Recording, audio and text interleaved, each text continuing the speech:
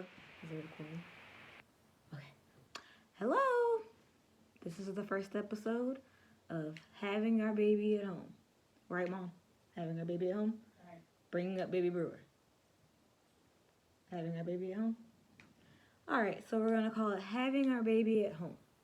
I wrote down some questions here to get us started. But before we get into it, just a brief overview of what I'm going to be discussing. So when I was doing my research into home birth, I didn't see a lot of black and brown women talking about it. So I figured that during the last 10 weeks of my pregnancy, I would document my experience. Yay! Documentation, representation. It's important. So my first question I'm starting off with is, who am I? I don't want to give y'all all my business, so I'm just going to give you my first name. My name is Kayla. I'm 27 as of, a week ago, Mom? Maybe less than that. I'm a newlywed as of, 2 months ago. And I'm a soon-to-be first-time mom, planning a home birth. And I currently live in Virginia for now. So, next question. What is a home birth? Well, a home birth is when a baby's born at home. Ding, ding, ding. Versus a hospital or a birth center. And then the big portion of it is going to be, why did I choose home births? So just starting off, this wasn't something that I decided once I got pregnant. I think when I was younger, I used to watch A Baby Story on TLC, and I used to see these alternative birthing situations, and I always thought oh, those are cool. The main one was when people would have their babies, when women would have their babies in water. I was like, that looks really cool. I'm going to do a water birth. So I always knew that I wanted to do a water birth. I didn't know whether they would be at home, at a hospital, at a birth center, or one of those options. And then as I got older, I realized that most hospital births do not allow you to have your baby in water. Most of them are, like the stereotypical, you're in the hospital bed, on your back, screaming, begging for drugs, like saying, get it out of me, get it out of me. And it doesn't look like a pleasant experience. So I knew that once I got pregnant, I wanted to recreate or to create my own birth narrative. So I didn't necessarily know that meant home birth just yet until I did get pregnant and I started doing more research into what options are available in the hospital. I started to find out what a birth center is, which a birth center is usually attached or in connection with the hospital. It's a more of a laid-back environment. However, they do work in partnership with physicians and midwives. So it is more hospital-like than a home birth, where there's completely no medical intervention majority of the time. So then I got pregnant during the pandemic, and a lot of the hospitals were limiting the people you could have present. Like, you could only have one support person. Initially, some hospitals were saying no support people, so no spouses, no mom, dad, friends. It was just you. And that's a no for me because I'm really needy and I need all the support that I can have. So then I started looking into what are some alternatives. And in my area, Virginia, which is like the Hampton Roads region, they do not have any birth centers that have connections with hospitals. They previously had one, but it was shut down about a year ago. And even if it would have been open, I would not have been going there because I've been to that hospital with someone else previously, and it was not a good experience. So I would not have felt comfortable birthing my baby there. So then I started doing even more research, and there is a major city, but it's about 50 miles away, and it involves going through a tunnel because they have those here, and I don't do that. So the idea of doing that every prenatal visit was like, ooh, I don't really want to do that. So I did start off going to an OBGYN, which nothing against, it's your birth story, it's how you decide it. I didn't have anything against him personally. He was really informative, he was open, he was straightforward with me. But the difficulties came when I started talking about how I wanted my birth plan to go. So I have a little bit of my birth plan. People who are watching this, they'll know that I'm a really big planner. So it's like down to the T.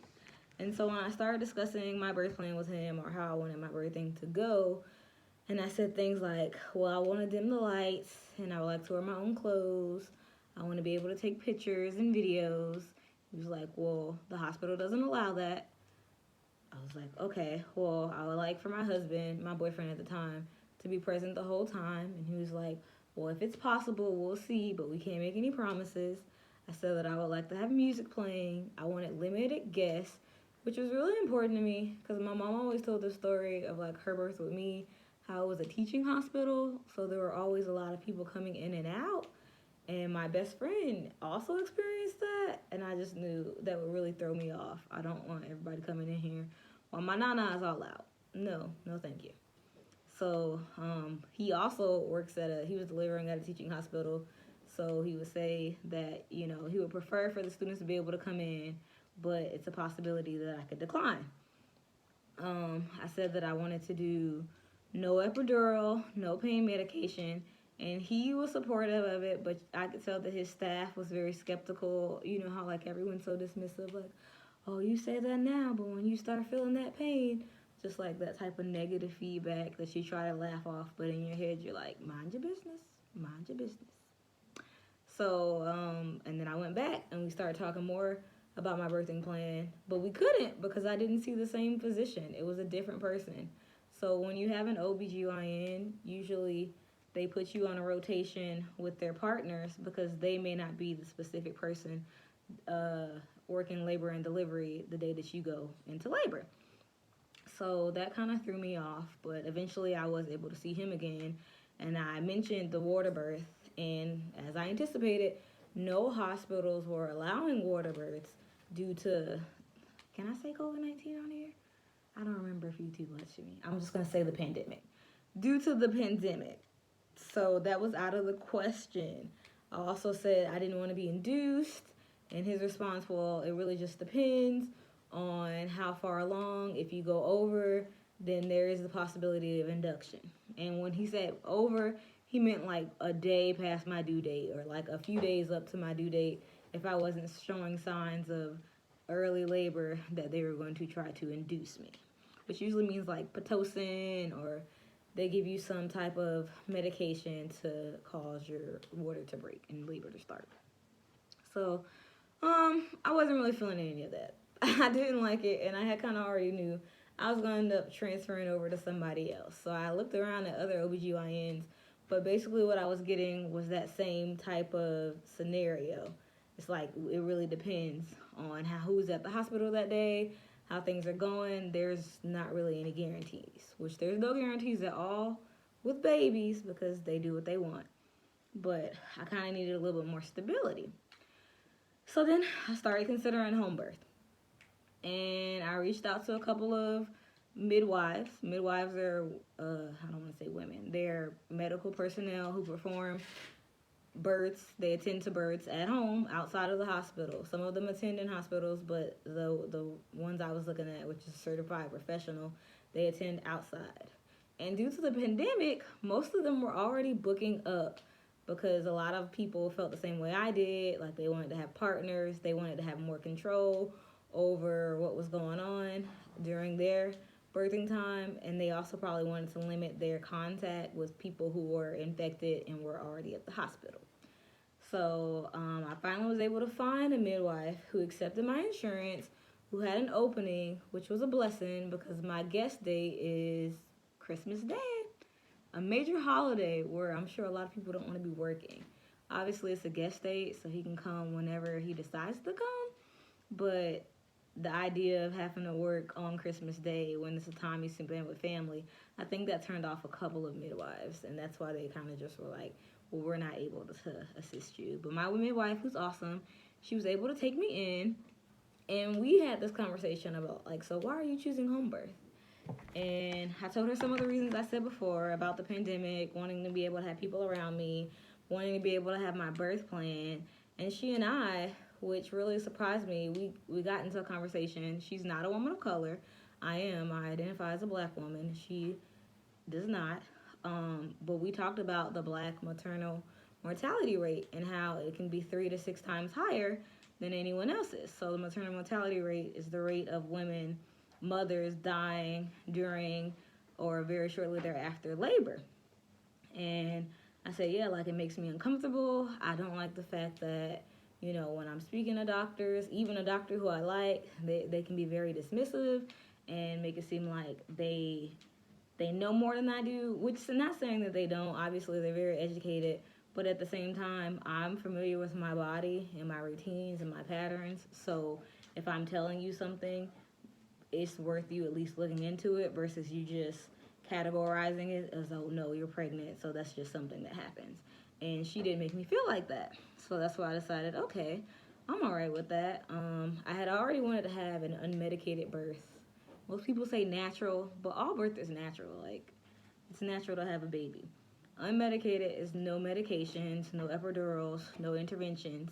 And then we talked about the cascade of interventions, which is how, in the hospital, if you're not progressing, so if your labor is not progressing in the time that they want, usually they give you an induction with Pitocin, or they try to rupture your membrane or do a membrane sweep and put you into early labor. And then if that doesn't happen, they end up transferring you over for an emergency C-section, which I was born through because I was a breech baby.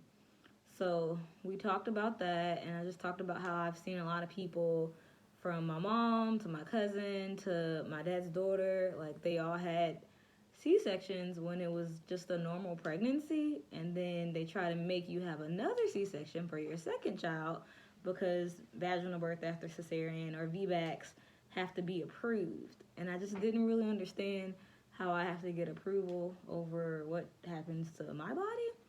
So I'm just speaking for my specific. I don't. Everybody's case is different. You do what you have to do. What's best for you medically. I'm just speaking for me.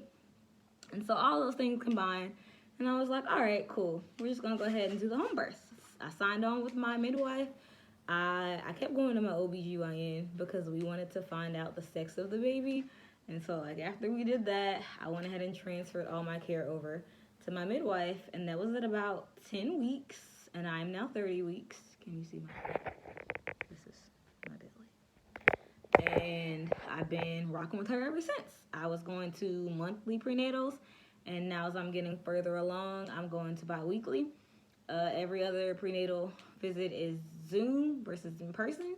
I go to her house/clinic. It's kind of like, I don't know, Mom, can I mention the Huxtables? Is that not okay anymore? Because I'm just going to say home office, okay? It's like she has a home office connected to her home. I wear masks, we social distance. It's always her that I see. It's usually, if it's in person, it's the hour. If it is via Zoom, it's 30 minutes. And she asks me questions, I ask her questions, we talk. Like, it's very informal yet professional, and I feel very welcomed. I text her my concerns sometimes, or I'll email her. But it's always her that I'm dealing with specifically. So that's really it's been a great experience for me thus far. And for my final question, I'm gonna answer it is, did I have any pushback? So did I have any pushback when I decided that I wanted to do a home birth? Well, for anybody who knows me, like, this makes so much sense. But in the words of Little Dwayne, I do what I can and you do what you can do about it.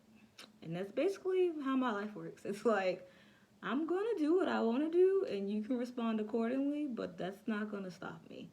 So my husband, who was my boyfriend at the time, he was initially apprehensive. He was just like, so do you just have the baby in the bathtub? Or like, how does that work? And I was like, no, we can get a birthing pool. And I showed him a ton of videos and articles, and he wanted to do whatever I felt comfortable with, since it is my body and I will be the laboring person or the birthing person.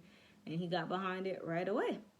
My mom too, she kind of knows, like, I just do what I want to do. You can say what you want, but it'll work out easier if you just get an agreement, because I don't need that negativity in my life. My best friend, who was also pregnant at the time and had a totally completely different birthing experience, she did end up having a hospital birth.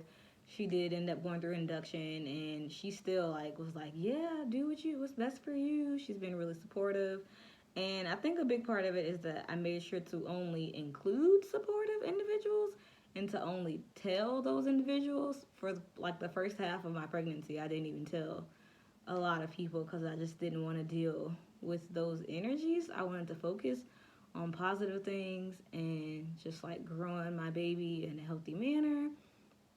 And in my next vlog, I'll talk about that, like growth mindset and my hypnobirthing and all those different things. But yeah, I didn't even give people the opportunity to really push back. It's like as soon as you say something negative about it, or you try to tell me this terrible horror story, which people love to do, it's like, why are you telling me this? I have to birth a baby and you want to tell me this trauma story, which I get it. People need to share their stories and be heard.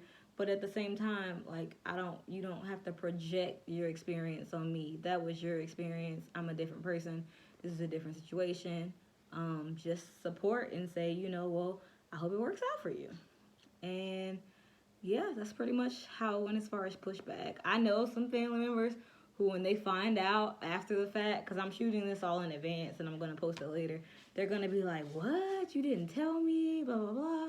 And I'm going to be like, yeah, I already knew how you were going to react. I already knew. And I didn't want to put us or our relationship in that space, so I just kept it to myself and to my circle. But yeah, so that's pretty much the first episode of having our baby at home and why did I choose home birth. In the next episode, I'm going to be talking more about like my birth team. I told you all about my midwife, but I also have a doula and I'm going to have a birth photographer, and we'll get into like the cost, which there are a lot because a lot of things aren't covered. There are some that are, but there are a lot of things that aren't. We'll talk about calculations. We'll talk about like vaccines, the specifics. We have a lot more to go. But for now, that is all. And thank you for joining me.